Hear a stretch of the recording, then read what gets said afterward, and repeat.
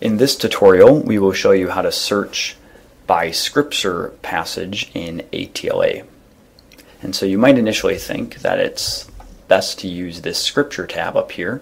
We don't recommend that, and we'll show you why.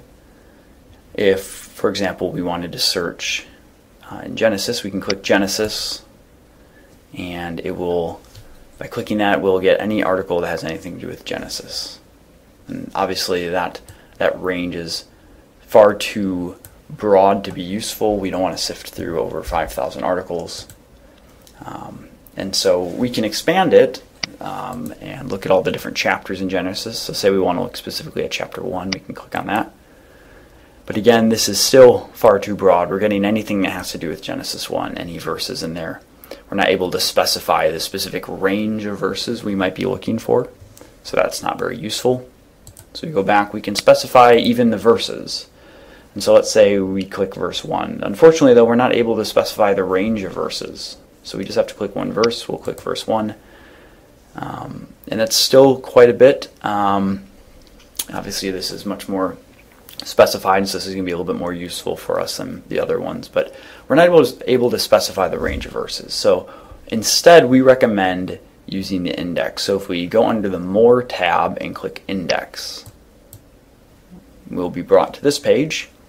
And from here we can choose Scripture Citation in the Browse and Index field. So we click on Scripture Citation. And then from here we will want to enter our Bible book and chapter.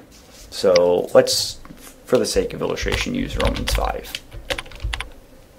And once we've entered our book and chapter, we'll hit Browse. And then we'll get this list of results that specify different ranges, different verse ranges within chapter 5. And what we're going to want to do is from this result, we can check the box for our specific passage or any other passage that overlaps with it. And this will give us all the different articles that are relevant to those specific ranges. So say we're doing a paper on Romans 5, 12 to 19, we'll obviously select this passage, but we might also, in order to get other articles that are relevant, we obviously want to click 12 to 514, because that's within our range. And verse 21 is going beyond our range, but we want to look at articles that are going to cover 12 through 19 as well, and so this will do that, so we're going to want to check that. So let's say we're just picking those ranges. Then what we'll do is we'll scroll back up and we'll hit Add. And by clicking Add, that will automatically add these verse ranges to our search box. And then so having clicked the Add button, the passages have automatically been added to our search entry.